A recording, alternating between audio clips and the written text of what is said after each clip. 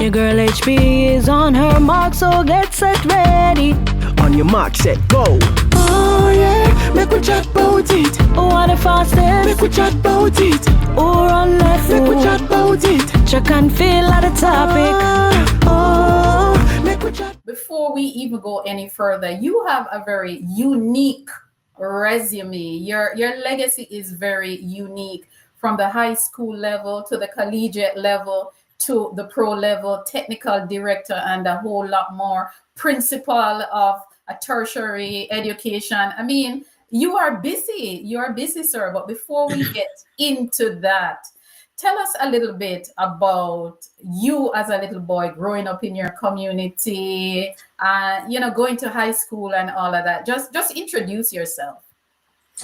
Well, again, similar to my resume, my life has been a very interesting one because my mother was an educator. She was a principal, and God rest her soul in peace.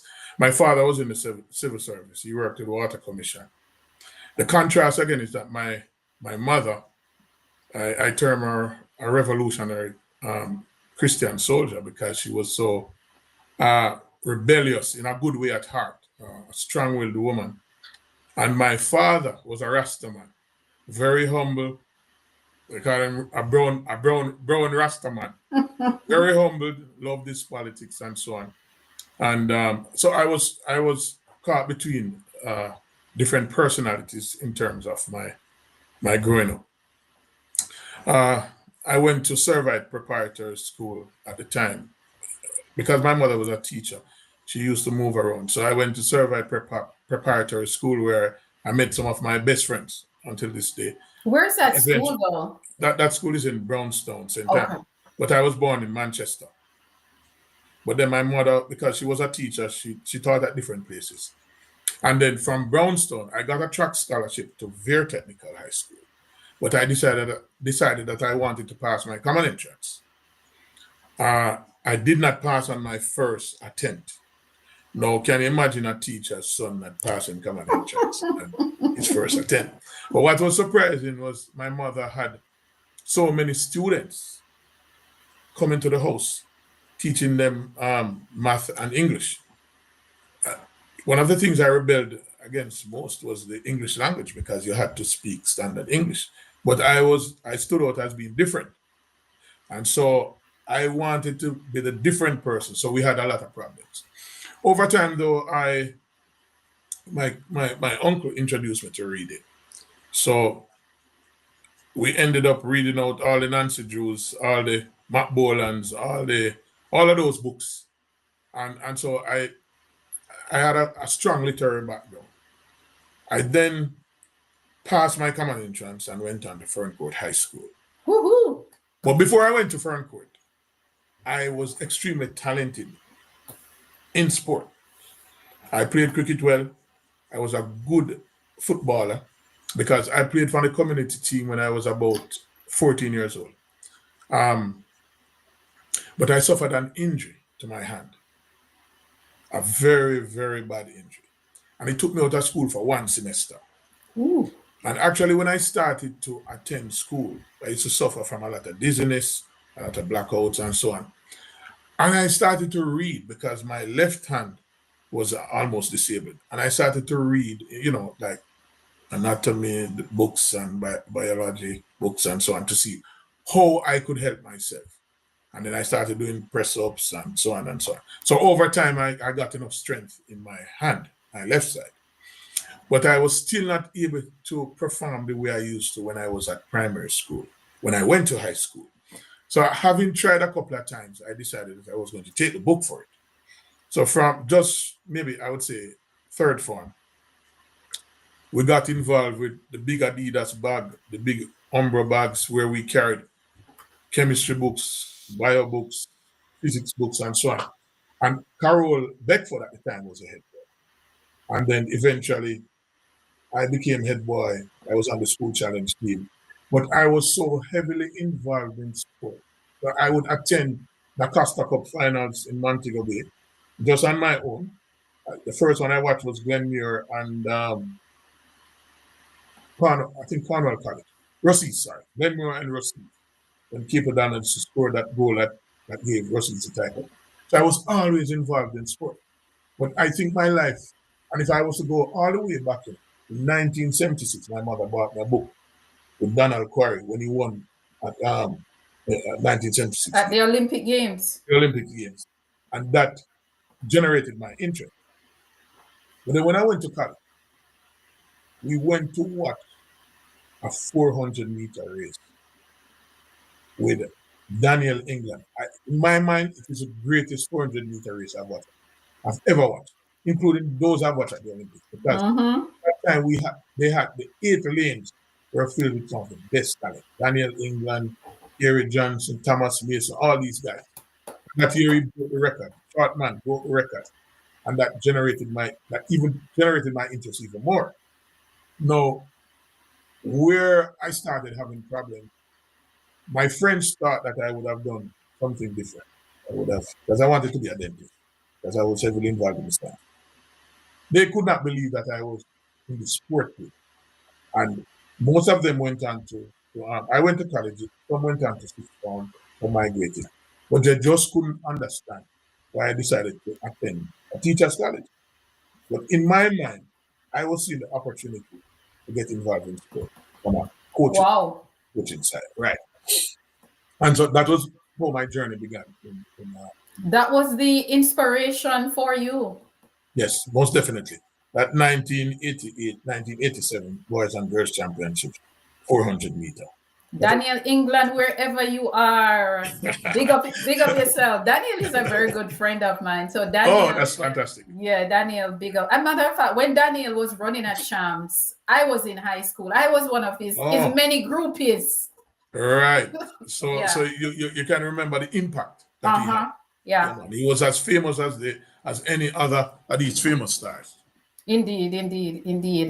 And you spoke about a book that that was given to you that had the the legacy of Donald Quarry winning that outstanding gold medal for Jamaica 1976. I think he won that race from lane 1 or lane 2, if memory serves me correctly.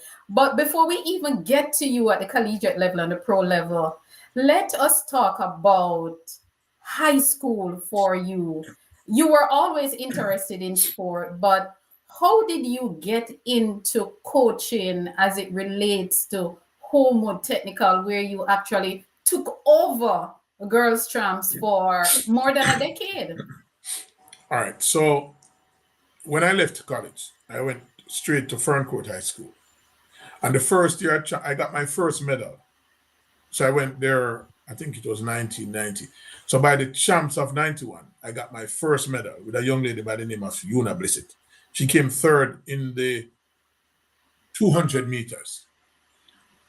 However, after the Easter holidays, when I went back to Ferncourt to coach her for mutual games, they had those games at the time.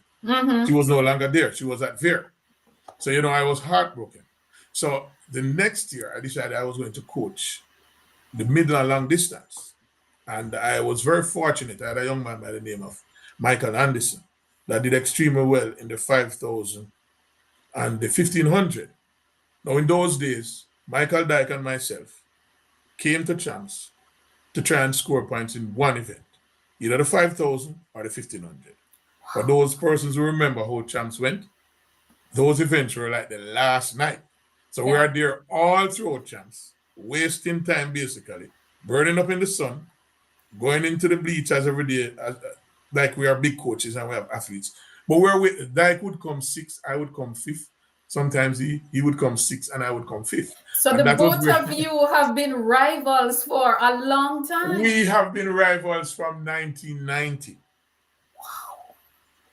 And when we started to emerge as, I would say, more seasoned coaches, and we moved up to the 400, it was the same thing. When we moved up to the sprints, it was the same thing until we started to go for girls and boys champs title. Wow. I could go on and on forever. I know, and I love it. But I don't want to take up your time. So I know. I'll allow you to lead. And that's fine, and that's okay. But I am looking at 10 titles. Number one, it's not easy to win champs. And you won 9 titles straight.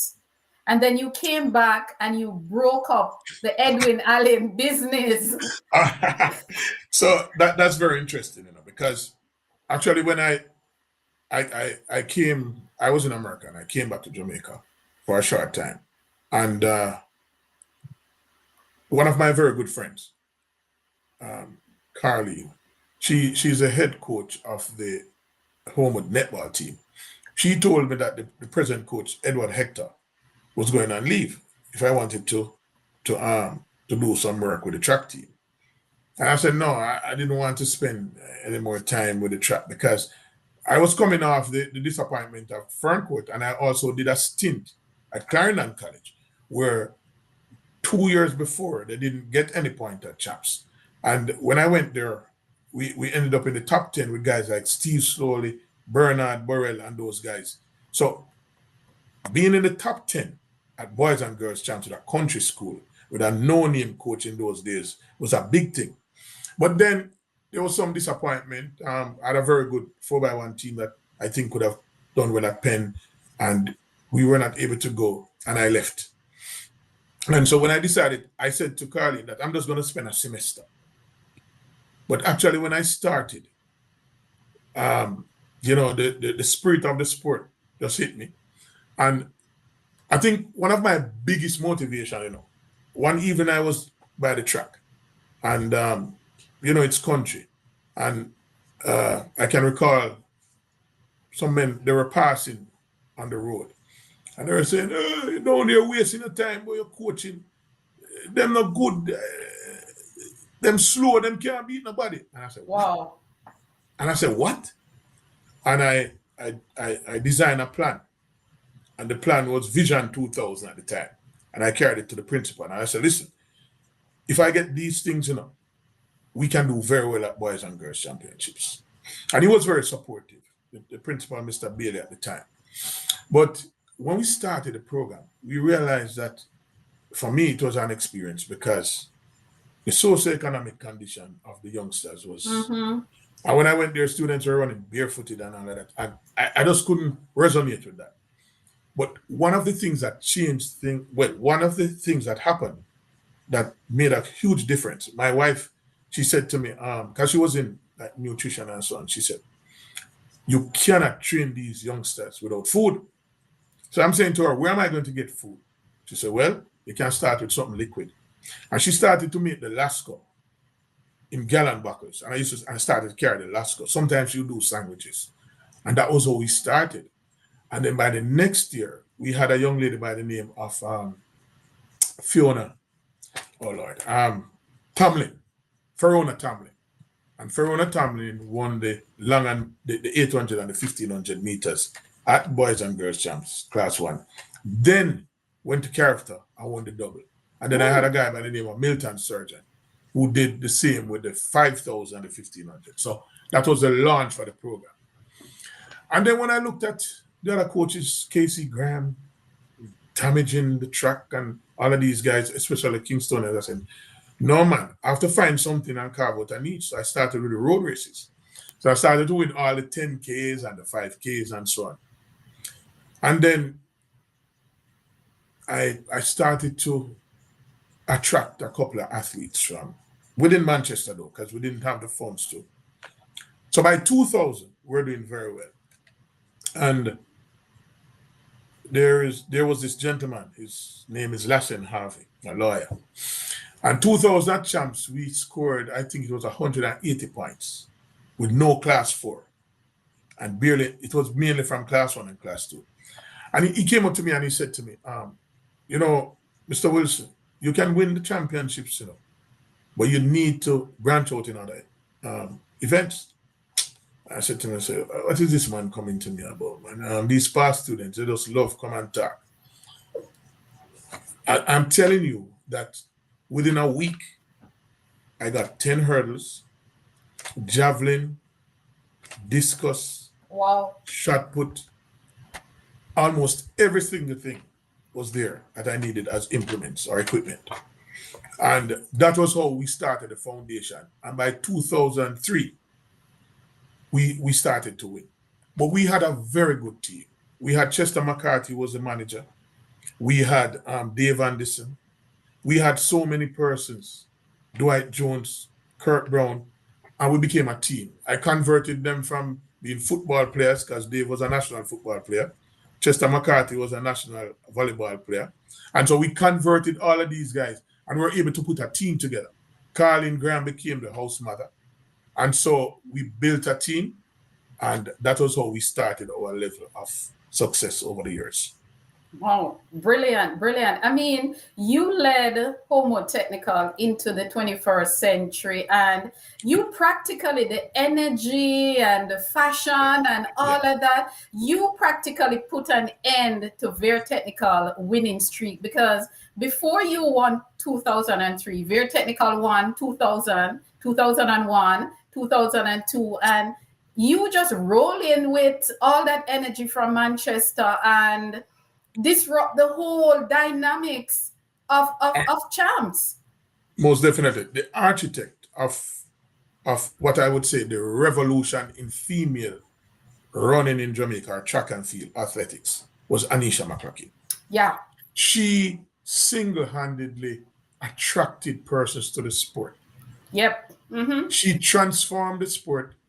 Well, her stylist was a young lady by the name of Shanika Parks. And I was just going to ask you, who was the stylist at that time? Based on my recollection, she was the person who started the styles. But Anisha wore the styles. It's like a model, right? Yeah. You have the designer. And so Anisha was the one who brought it to the public. And she was Jamaica's darling, you know. And so it was a phenomenal experience because people started to watch female track and field in Jamaica. Mm-hmm. Before, when we attended the stadium, nobody was in the stadium when it was girls champs. Yeah. And over time, people started to watch what was happening. And we just dominated the space because people loved the fashion, loved the fact that the Holmwood girls were so resilient. And the energy was just phenomenal. It was just outstanding. But when you look back at your high school success, I want you to give me, and you just gave me a name, and I'm sure Anisha's name will come up again. If you had to name one athlete or one championship, you just name Anisha. So name me one championship from high school that you would use to sum up your legacy at that level. Just give me a moment or a championship. Listen. I'm gonna be honest and straight up. Remember, I tell you that I did not love the English language. So if I switch to the vernacular, work with me. Yes, sir. So after we won 9 straight, my good friend Michael Dyke won in the 10th year. Mm-hmm. He won. But what his supporters did, now if you follow the storyline, you'll realize that I love challenges. You challenge me, you're challenging the right person. Yes. And so I technically in my mind I'd walked away from high school track because I was being hounded by persons like QBC Globin. Why don't you go professional? Why you coach Chris Williams, you coach all of these guys? You need to just leave the high school thing alone. So I had persons who were my good friends who were saying that just start coaching at the elite level. But then I had to Dyke supporters, in their jubilation, they left a coffin. They left a coffin at the bottom of the hill. And so I got the call that, look here, Willow, the Edwin Allen people leave a coffin at the bottom of the hill. I said, what? They say, yes. I said, okay. And I said to them, listen, I'm coming back, I'm going to do another year. And I must win. because I'm going to wear that blue shirt on the day that we take the title. Wow. And I'm telling you, prophecy fulfilled, because I was there. I was there. I had on a blue shirt. So we won just going into the 4x4, because it was a very close championship. Mm-hmm. They were leading by about 80 points going into the Saturday. Yeah. And we started to aim for 1 point. So we didn't care. We were going, if you're supposed to come fifth, you came fourth. And that was how we did it. And yeah. That was a shocker though, coach. I was at the stadium and I was in awe. How did Holmwood pull this off? It was just brilliant. But can I say something? I had an excellent team. Yeah. I had the same Chester McCarthy, Carleen, and then the team grew bigger after a while. There were so many guys, Dwight Jones, Kurt Brown, and then I brought in this young man by the name of Sean Samuels, who is now working at GC Foster College. It was his first time experience. I had Kanai Senior, that if I said to him, hey Kanai, what's going on in the jumps? I need 10 points.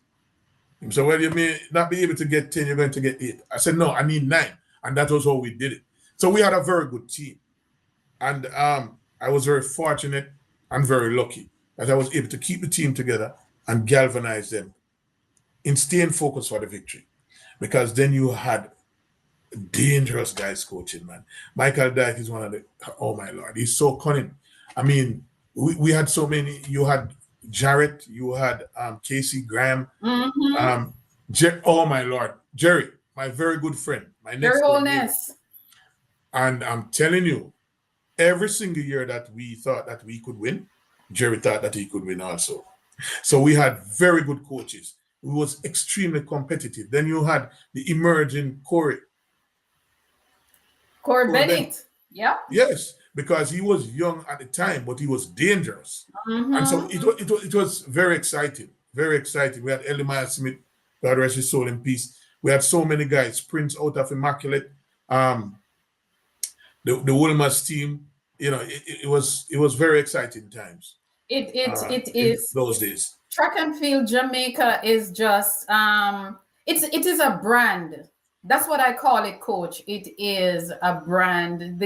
From the coaches to the athletes to the fans to it is just a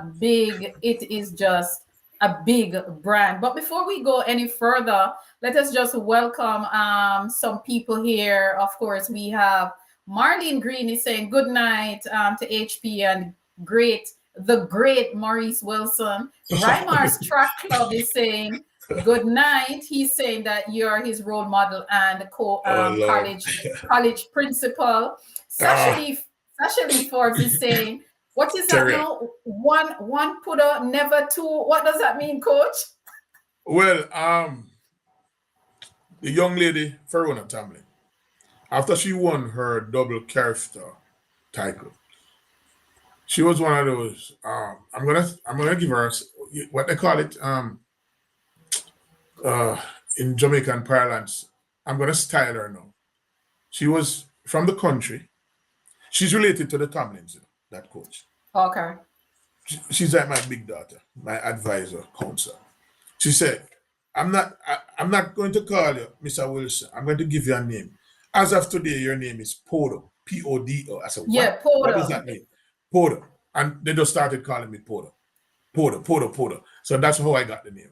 Okay, because I saw Sasha Lee Forbes. Good night to you. Good night to you, Olympian Sasha Lee Forbes. Yes. She said one Podo, never two. You know, they're jealous because I continue to talk about that era with the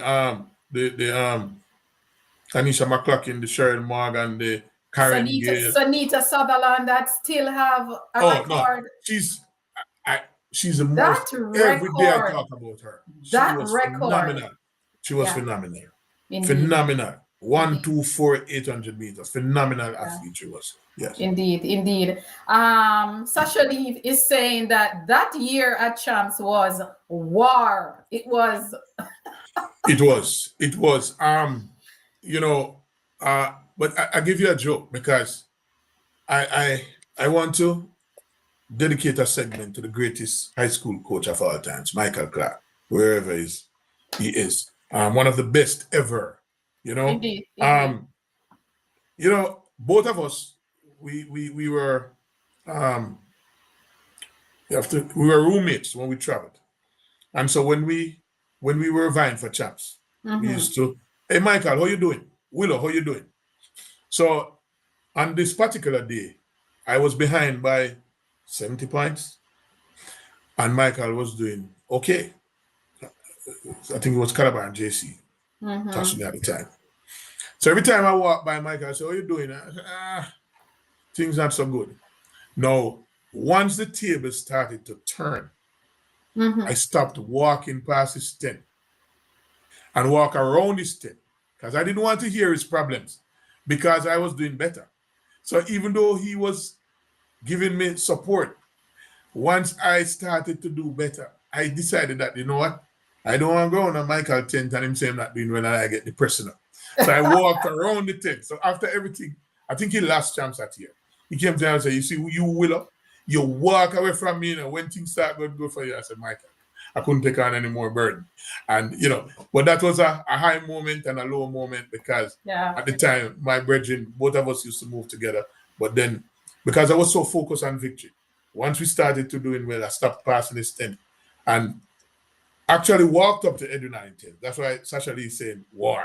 Because we actually walked up to the tent, posed on my phone, stood up there. They were making all sorts of nice. And Coach, you were playing mind games. A lot of mind games.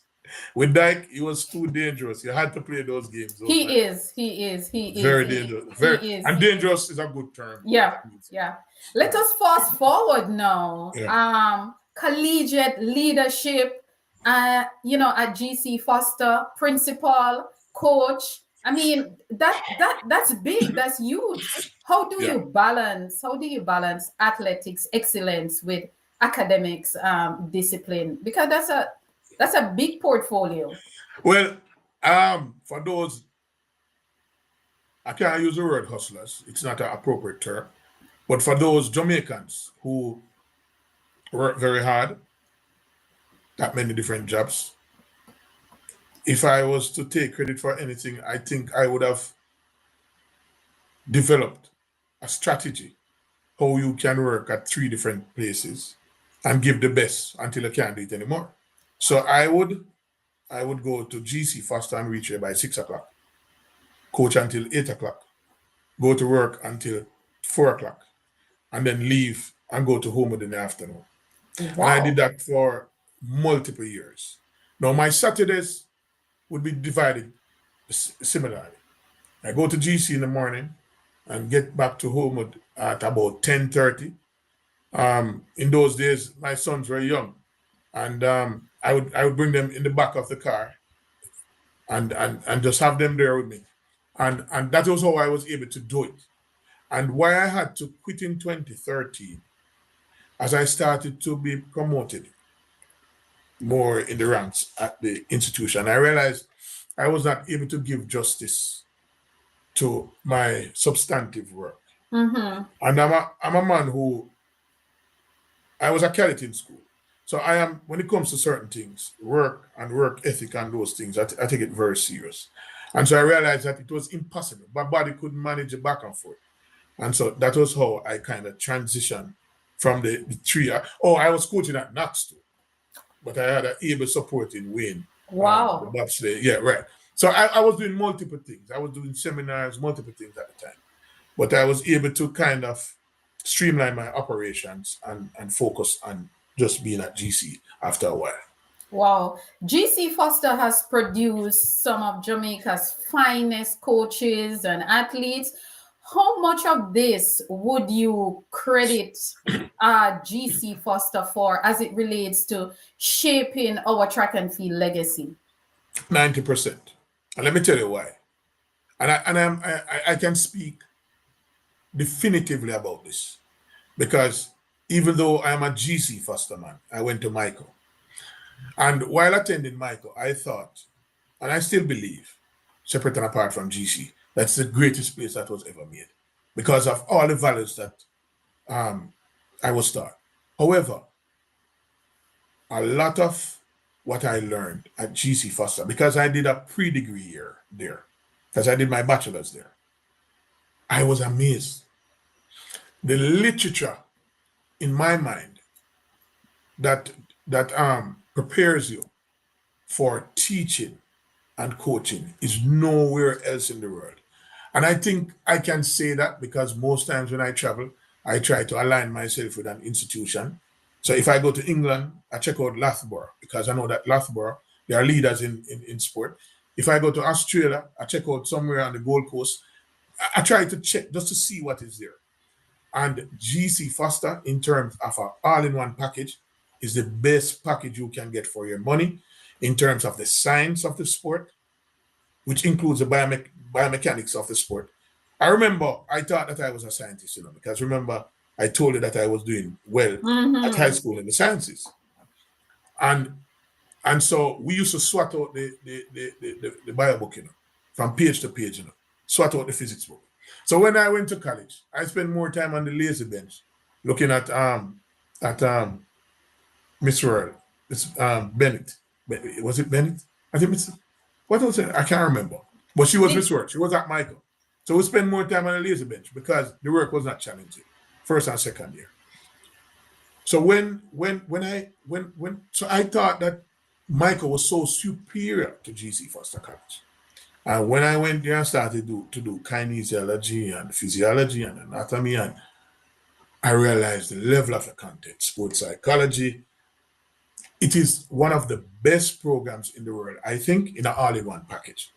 And so over time, I think the program evolved with so many great leaders. The Keith Gardners, the Yvonne Kongs, the Maurice, so many persons. And the program evolved over time. And every period, we were able to prepare those who came there to be trained better. And as the technology improved, and I think we have some of the best lecturers in the world. Why do I say that? They twin theory with practical. Some of them are the best in Jamaica and possibly in the Caribbean in what they do. And they twin that with the theoretical component that makes them perfect in delivering content to students. There's much more to be done, I would say, from a technological side, but every single year we evolve in terms of program development. So we have now become the leaders in sports massage. And I am not the one saying that. It's the delivery of work. So the Edwards, who was Bolt's massage therapist, the Keckers, who work with Noel Lyles and all these people, they have transitioned all over the globe. Wow. And we continue to produce them. As a matter of fact, we're not producing enough. So the programs have continued to evolve, and we are looking at the needs. We are looking at what Jamaica needs in terms of some of these skill sets. What we're actually doing now is what we call stackable credentials, where we will take you with whatever you have and develop you. Similar to what Hart does, but this is more on the sport practitioner side. So yes, I think the institution has carved out a niche in Jamaica. Track and field is one of those sports that we really do not have to import coaches. And I think that is very good. We don't have to spend millions. No, we should spend millions of dollars and pay the coaches. But we don't have to import. No, we don't have to. No need. And it's funny that you say that, because I did an interview with Coach Neil Harrison about maybe 2 months ago, and he said the same exact thing. He said GC Foster College is the best place, in other words, the best university for him, because that was where he went. And when he was on the show, he rolled out some scientific expressions. I was like, wow. And he said it's all credited to GC Foster. We have produced numerous students in different areas. Neil, I was not there when he was there, but I know he's one of our top students. Michael Dyke, Michael Clark. We have persons who have transitioned in podcasting. I think the gentleman that does Coach's Desk and others They have transitioned in many different areas because of their knowledge and their skill sets. They're multifaceted, multi-talented, and even in technology. I am why I'm so proud of the institution. Again, it's because we take ordinary Jamaicans and develop them. Yeah. The last time we did an audit, we had, I think it was, I don't want to be quoted wrong, maybe about 40% of our students who would have entered higher level administration, principal, vice principals. And so, yes, because a lot of persons do not know that GC Foster College has the teaching component. We produce the best physical education teachers in the Caribbean, possibly in the world, because you That's know for our sure. education. Right. And so, without overdoing the accolades, I can speak because I would have been experienced in terms of attending other institutions and seeing the quality of the GC Foster College staff and the content that is delivered. Amazing, amazing. It is all about Jamaica. Welcome if you're just joining us, guys. I'm here getting to know another side of Coach Wilson because I didn't know that this man was so cool and down to earth. So we're getting to know a little bit more about him tonight. And of course, he's educating us on a lot of things. But before we go any further, let me just welcome. I saw Zandrian Barnes. His name was called on a relay team last night. My guest last night was putting together a relay team, and Zandrian was on it. He's saying, one Manchester High, indeed, indeed. O'Shane Bailey is here, another good friend of mine. He's saying, Mr. Clark, big one Calabar, of course. I remember that famous race that O'Shane Bailey should have won 2009. That cost Calabar, I think, that championship. When he first started? No, he fell. He came out of the blocks and he fell and he did not walk to the finish line. And Kingston College won that champs by 1.5 points in 2009. So O'Shane Bailey, big up yourself. Coach's desk is also here that you just mentioned. GC Foster Pastor. Yes, yes.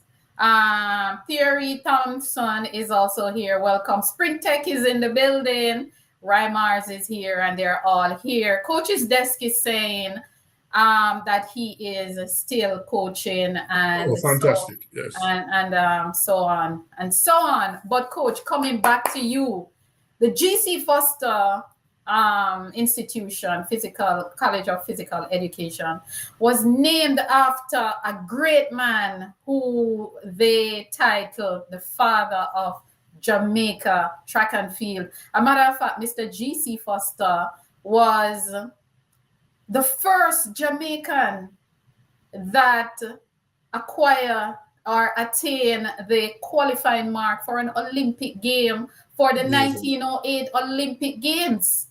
Amazing. I mean, when you look at the almost convergence of greatness as a human being with an institution, things that are done by the Almighty Father, they are well done. Yes. And we continue to this day to have the relationship with his children. Awesome. They have awesome. assisted in scholarships. They have been on scholarship committees, and whenever a book is written, we endorse that book. Yes. The books are in our library, and we continue to celebrate the legacy of Gerald Claude Foster. I love that. I love that very, very much. Say, with the girl HP.